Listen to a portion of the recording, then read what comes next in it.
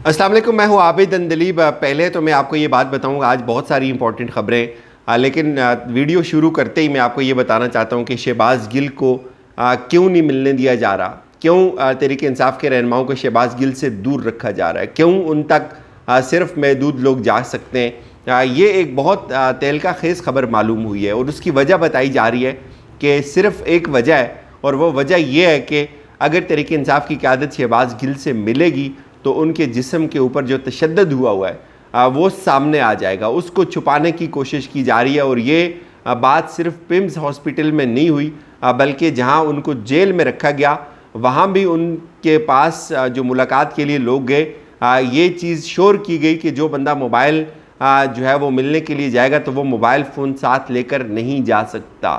ये हैरान कुन बात है। पहले जब ये बात हमने सुनी कि क्या जब उनको नहीं मिलने दिया जा रहा था पिम्स में, बहुत सारे लोग सामने खड़े थे, मुराद सईद खड़े थे, मलिका बुखारी थी, वो बार बार पुलिस वालों से कह रहे थे कि आप हमें मिलने की तो इजाज़त दे दें, एक मरीज़ है, आप लोगों के भी अजीज़ होंगे। शहरियार अफरीदी उनसे कह रहे थे कि भाई मैंने पुलिस का पैकेज दिया था शोधा के लिए, जो आपके अजीज़ होंगे वो अगर बेबस होंगे, वो हॉस्पिटल में होंगे तो आप भी उनसे मिलेंगे, ये आप मिलने से तो आप हमें नहीं रोक सकते। तो वहाँ एक बात बार बार की जा रही थी कि जो बंदा भी शहबाज गिल को मिलने जाएगा, ये पहले श्योरिटी होगी कि वो अपना मोबाइल फ़ोन साथ लेकर नहीं जाएगा। उस वक्त तो ये बात समझ नहीं आई, लेकिन बाद में जब इस बात की हकीकत खुली तो पता चला कि उनके ऊपर इतना ज़्यादा तशद्दुद किया गया है। उनका जिस्म, जो उनकी कमर है, जो उनके बाकी हिस्से वो बिल्कुल स्याह हो चुके हैं, और इसलिए लोगों को उनसे दूर रखा जा रहा है। और ख़ास तौर पे कोई बंदा मोबाइल लेकर नहीं जा सकता कि वो कोई तस्वीर ना बनाए।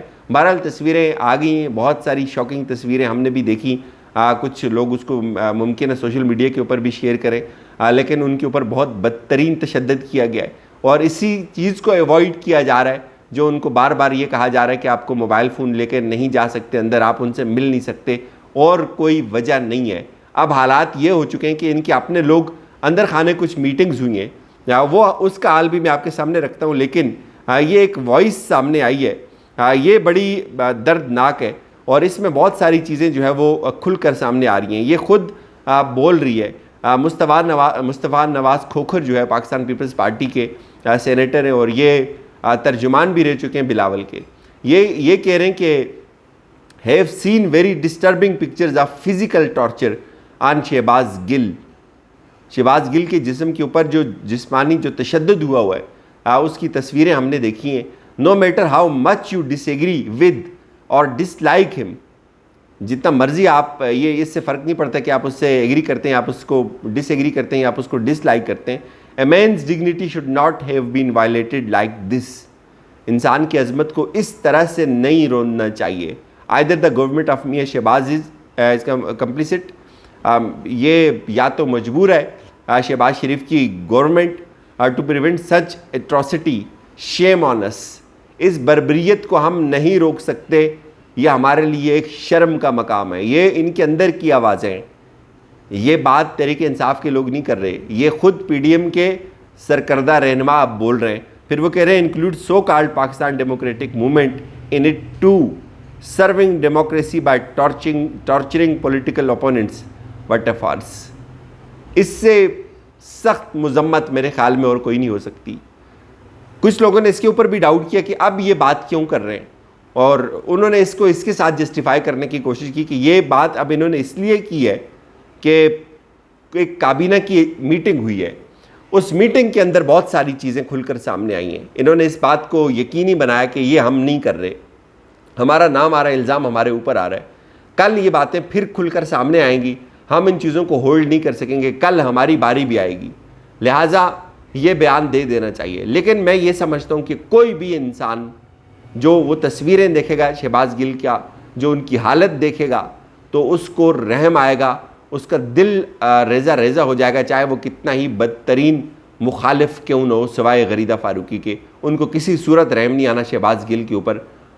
वो तो चाहेंगे कि शहबाज गिल खुदा न खास्ता मर जाए इस हालत में, लेकिन वो उस जो कुछ उनके जहन में और उनके दिल में नफ़रत भरी हुई है वो उससे पीछे नहीं हटेंगी।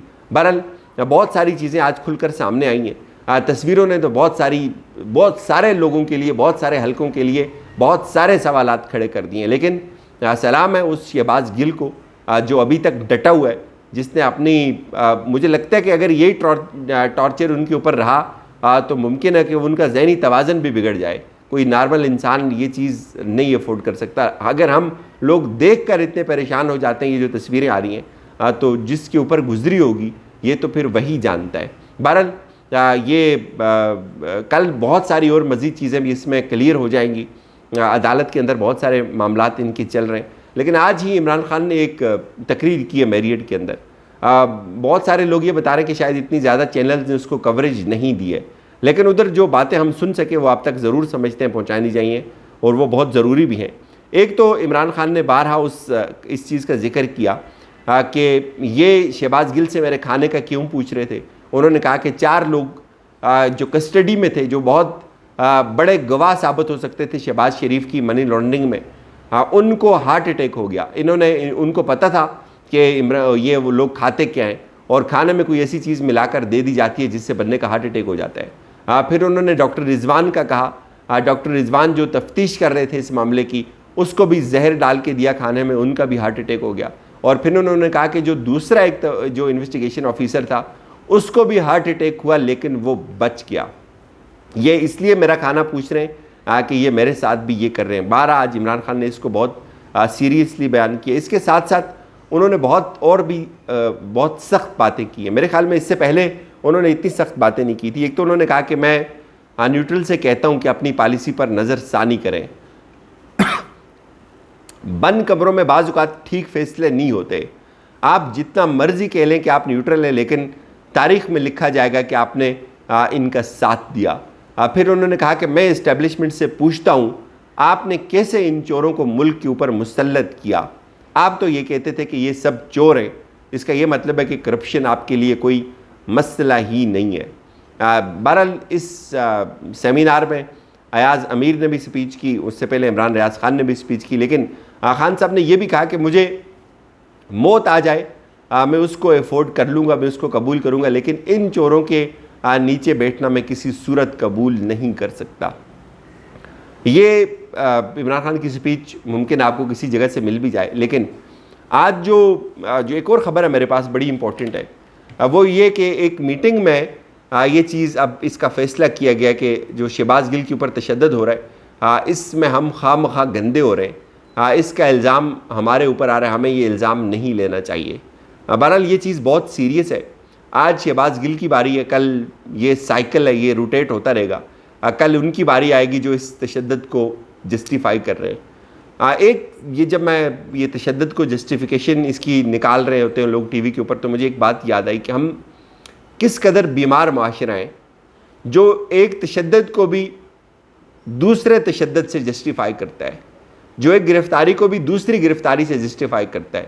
نون لیگ والوں کے پاس شہباز گل کے اوپر تشدد کا صرف یہ جواز ہے کہ رانا ثناء اللہ کے اوپر بھی ہیروئن کا مقدمہ بنا تھا.